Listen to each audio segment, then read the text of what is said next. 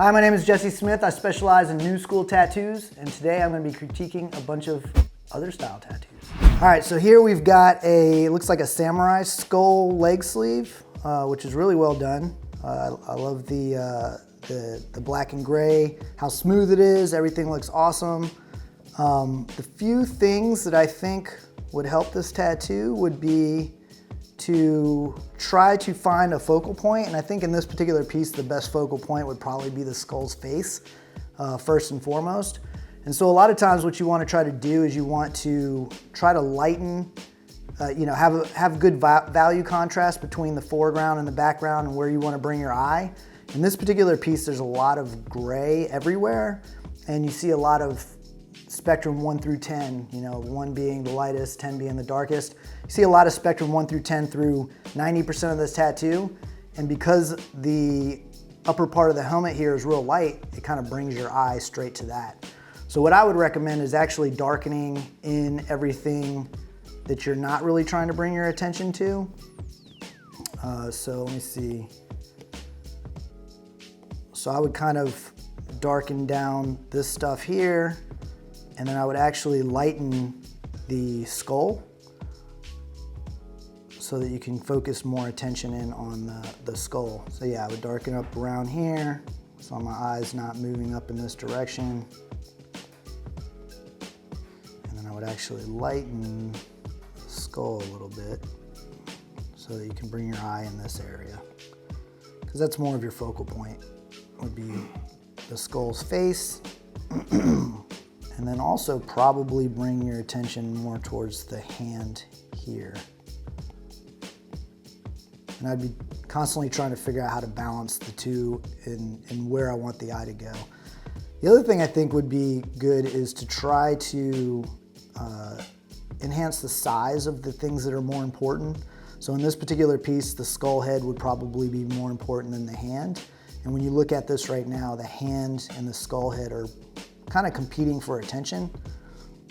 So I would probably increase the size of the skull head pretty significantly. I usually try to fill the entire body part with the most important thing.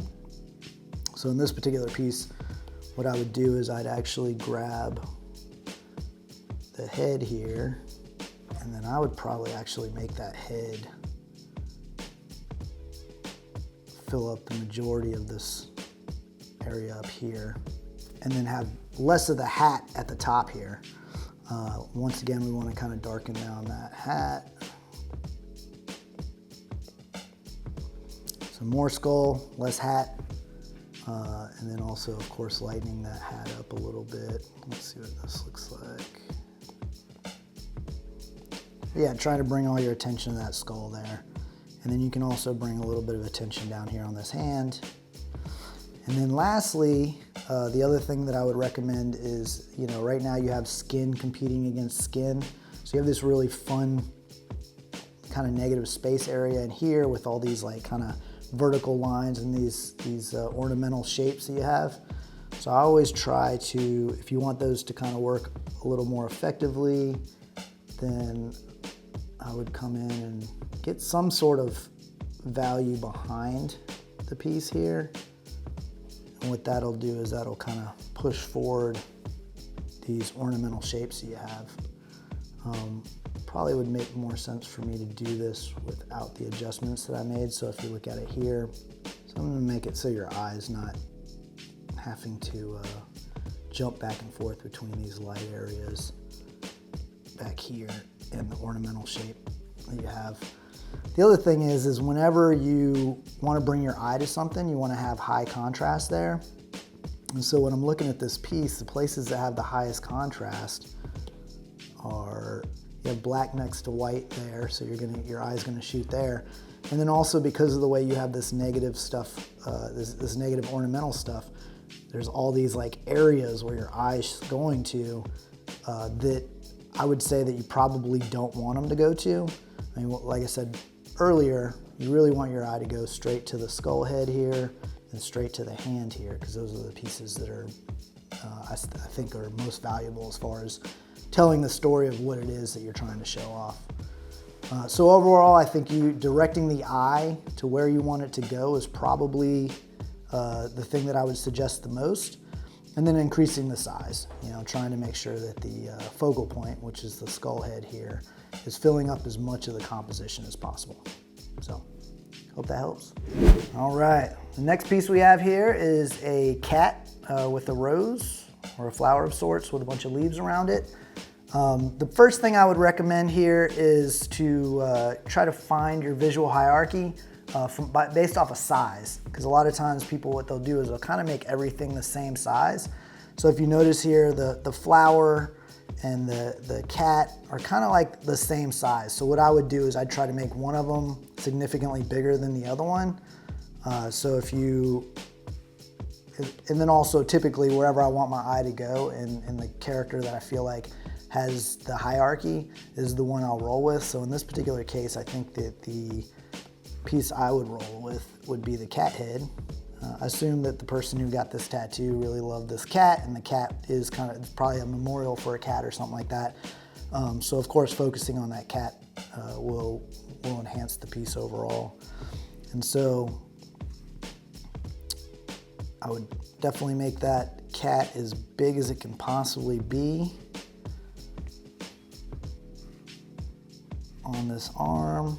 A lot of times what I want to do too is if there's a round type figure, which the cat is, I always try to get that up into that deltoid so that it is kind of filling the space, or I would bring it down to where the flower is here. So compositionally, one of these two, but I think if you're trying to get those flowers in there, then up here probably would make a little more sense. Only thing you have to worry about with cats and lots of bunnies and stuff like that is the ears. If they start folding over too much around the shoulder, then one of the parts that kind of helps distinguish who they are gets lost.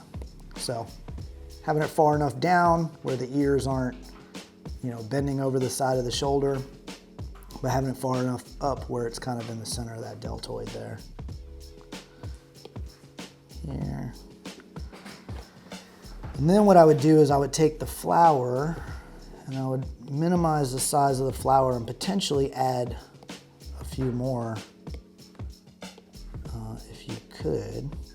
So that way you got a nice kind of visual hierarchy here.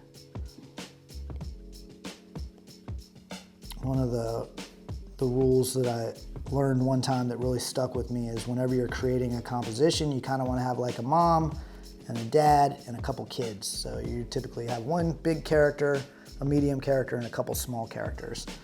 So in this case, you've got two elements, maybe three if you count the leaves, but for the most part, you got two major elements. I would recommend putting 3 minimum into most compositions. So in this case, I would do like a large one, which would be the cat, and then maybe a couple small ones to support that. So here, maybe one over here. And then the great thing about flowers is you can just kind of take the leaves and just put them anywhere. So anywhere where it feels like it needs to be filled out a little bit more. Let's see what this looks like. And so yeah, you have your 2 flowers here. Anywhere where you feel like there might need to be some filler, you can put a couple leaves up here, a couple leaves up here just to fill that out, and maybe a couple leaves out this way to fill these out. Then also you want to kind of keep in mind the form of the body. A lot of times the form that I end up following is more of kind of like a golden spirally type situation. So you've got your deltoid here, and then I usually have it spin down this way. And I try to get all the pieces to kind of work with that. So I'll have like a flower up here, and then another flower down here, and then maybe some leaves this way, and a couple leaves this way, and a couple coming back this way. So everything kind of pushes you down the arm and then brings you down into whatever composition you guys end up building down here. So that's what I would do. All right, well, I really like this piece. I love the warm versus cool that's happening here. I think that putting some sort of desaturated cold color in the background would really help push everything forward a little bit more. So typically what I would do is I would take the saturated blues that are in the foreground here And then I would just desaturate them down a little bit so they're not competing with those blues, but their background's cold enough to push forward all the warms that are in there. And so what I would do is I'd probably put some of this back here. So I would put a little bit of a desaturated blue back here. And what that does is that kind of will help reinforce the warm foreground. I'll probably actually desaturate it a little bit more. Almost like a cold gray, but not go too dark with it. The other thing I would recommend is really trying to punch these guys up. So potentially putting a little more of this like dark blue in here. And make sure it's super saturated, kind of almost around the edge, almost like probably an outline-ish type thing, because it looks like, not sure if it's supposed to be light emitting from the hand here or these fingers are catching light from somewhere else. But typically what I'll do is I'll get a real dark blue or so in there, and then I'll come in with, try to leave the skin tone in the middle here. So it looks like it's glowing a little bit. I think that would be fun.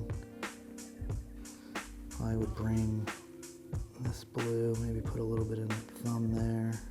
Really give you a reason for your eye to land in that area.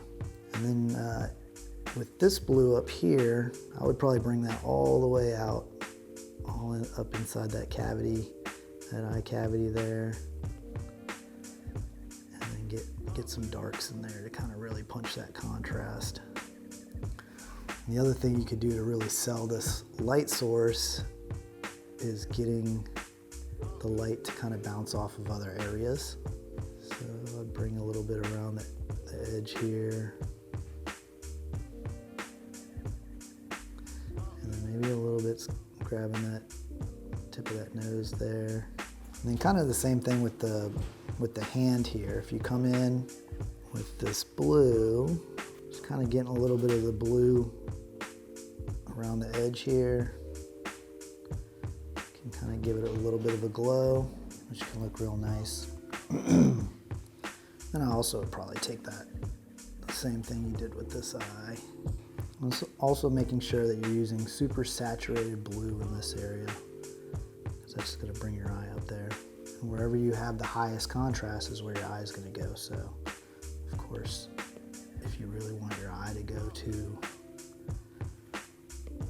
the skull's eye, then you definitely want to have some heavy contrast in that area and counterbalance that with a nice white area there. The other thing I would say is you have a lot of contrast all over the place here. You have real light and darks here, so your heavy contrast is in the skull, which is where it should be. But you have like this competition that's happening in this area right here. So what I would recommend is actually bringing the contrast down in this area. So yeah, if you bring that contrast down in this area, it'll make it so your eye just shoots straight to that skull. Wherever you don't want your eye to go, you want to drop the contrast. So by pushing all this kind of back a little bit, your eye's going to settle a little bit more on the hand here, a little bit on the eye there. Probably even dropping the contrast on the back side of the skull a little bit. So you're really kind of guiding your eye up towards that skull. And then even when you do that, you start realizing there's a whole bunch of area here in this area that's kind of not being utilized. So when you do that, that kind of opens up the potential for something like this to happen, where you're focusing a lot of your attention on the skull and the hand, and the flower is more of a supportive element versus it competing with everything you've got going on. Actually, let me do it this way. Always want to try to go as big as you can with your strongest elements. And so in this case, you're looking at the skull being a major element, and then also the hand. Let's see if we can make that hand a little bit bigger. So yeah, that's what I would do to make this piece a little stronger. is enhance the size of the skull in the hand,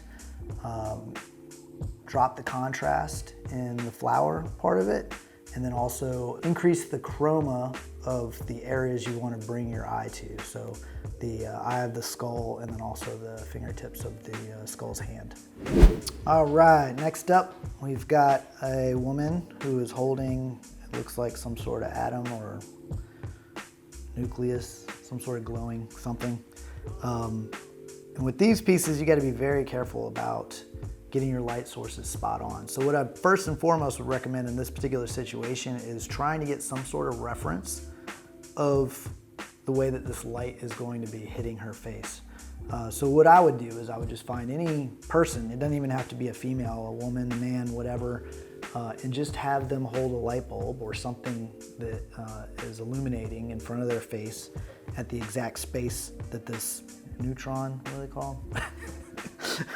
Whatever this thing is that's supposed to be creating light, is I would have something illuminating held specifically in that space so that I can see how the light would hit a person's face. Because right from the get-go, I'm struggling to figure out where the light's coming from.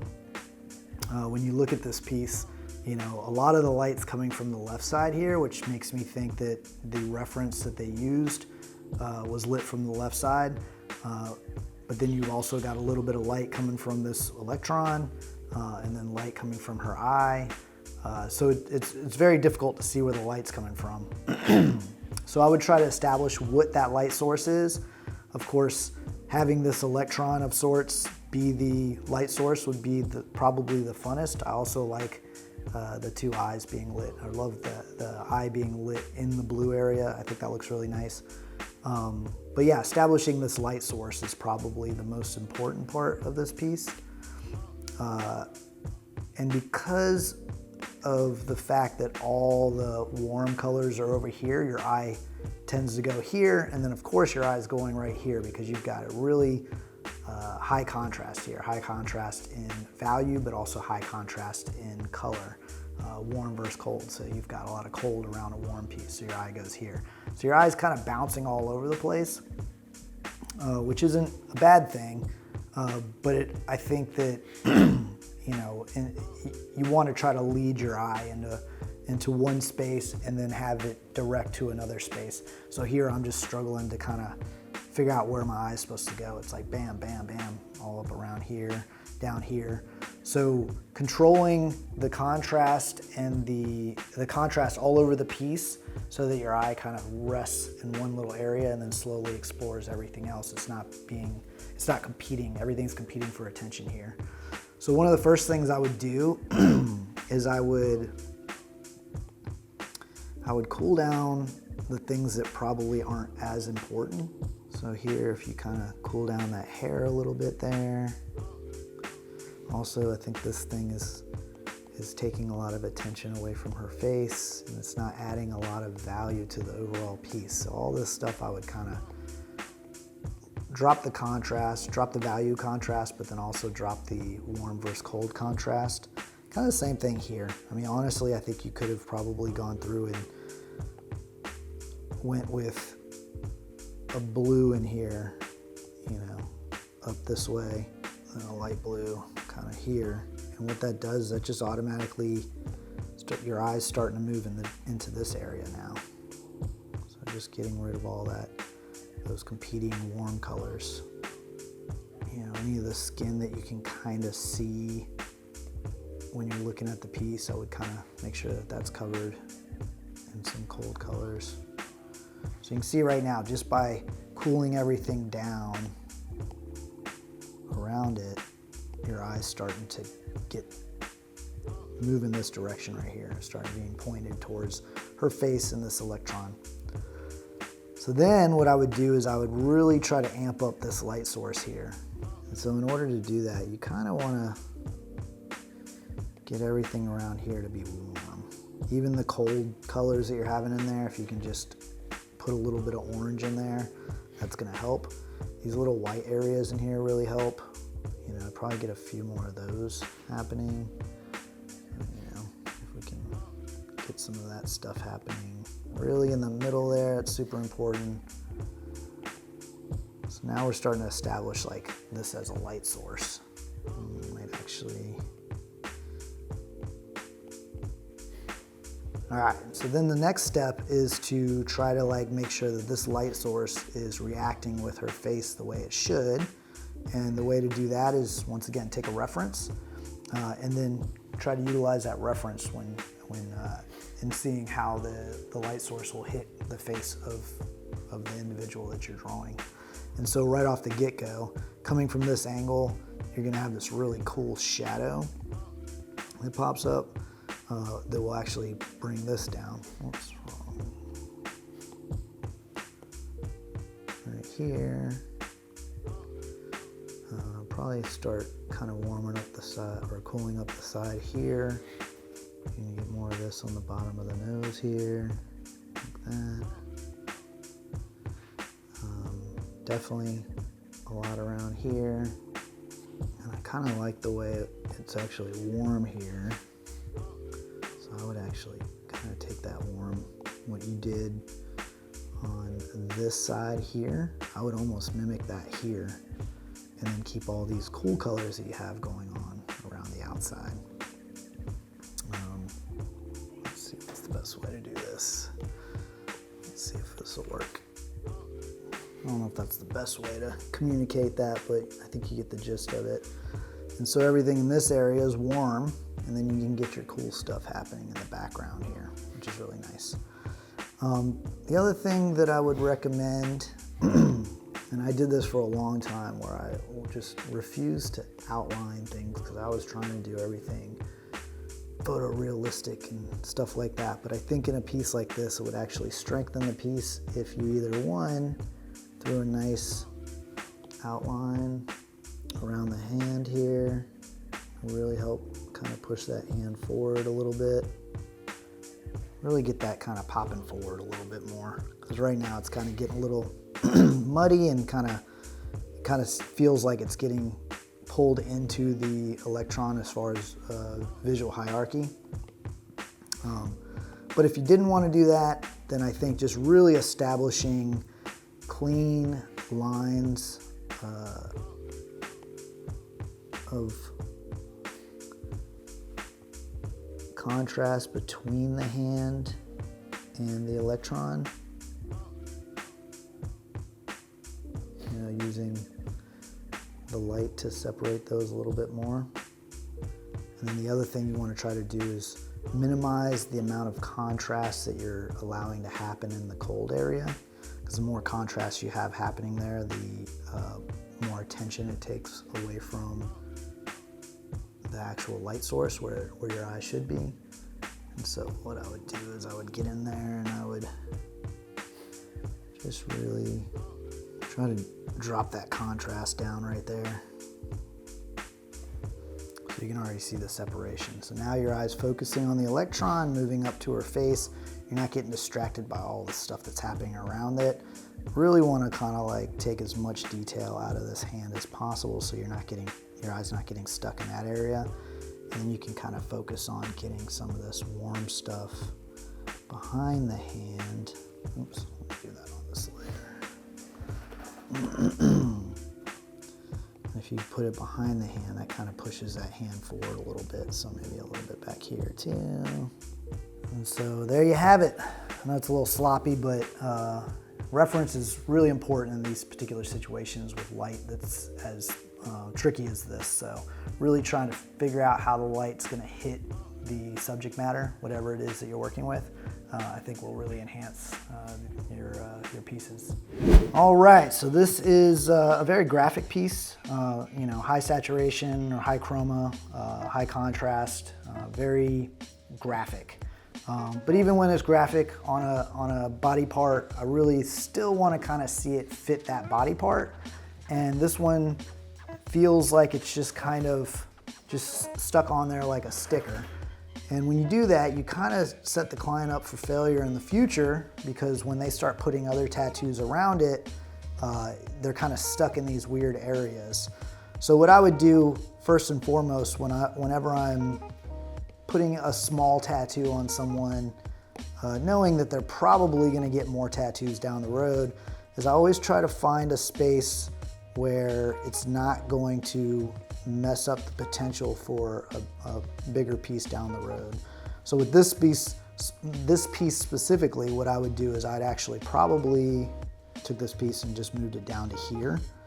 I think that would have left the opportunity for a lot of fun stuff to happen up here if possible.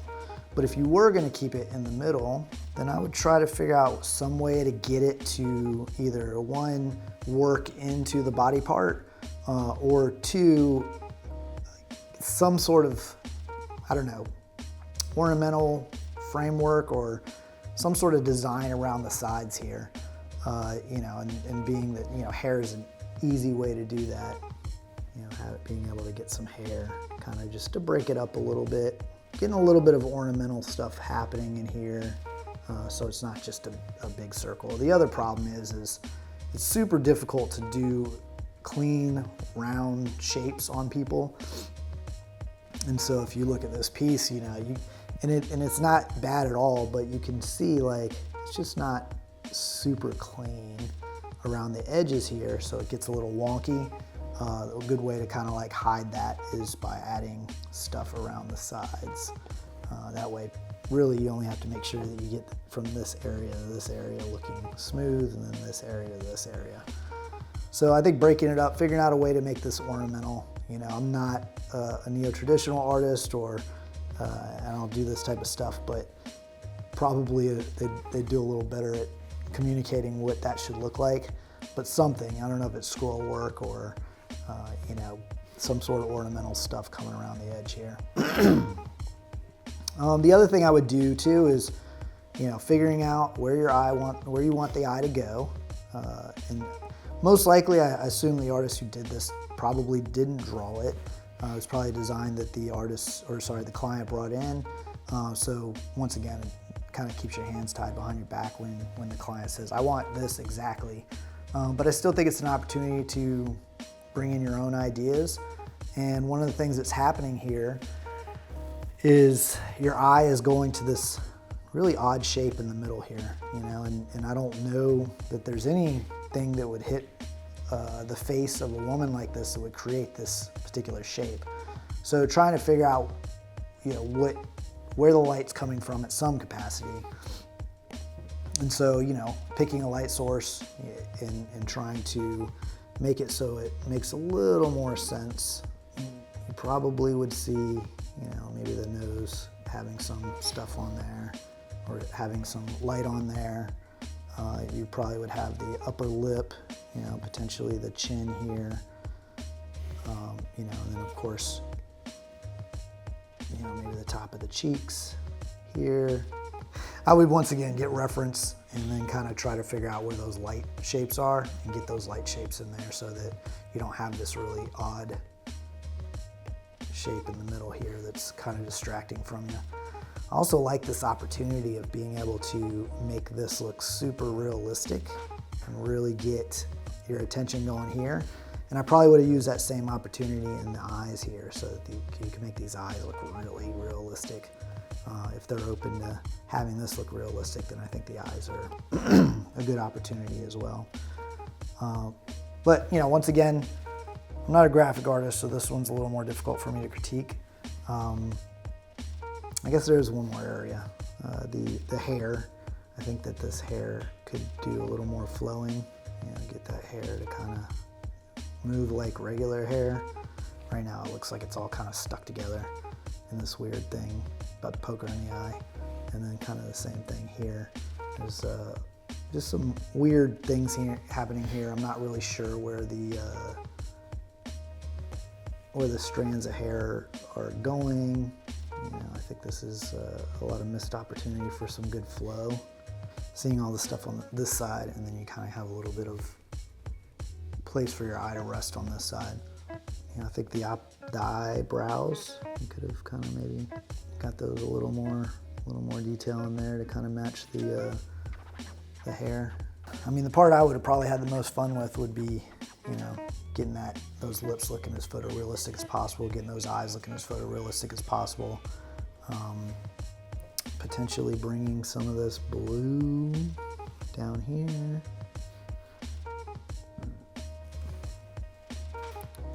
So even with that one adjustment right there, getting rid of that, your eye's already starting to land in this space.